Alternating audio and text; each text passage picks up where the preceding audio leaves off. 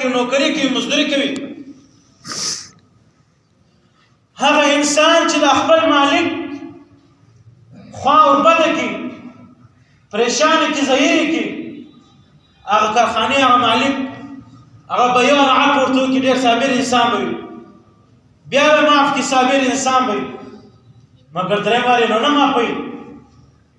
سزا هم ورکوي پسې اخلي هم جرمانه کوي هم بېعزته کوي هم مګر الله جل جلاله دا رقم مالک ذات دی دا رقم خالق ذات دی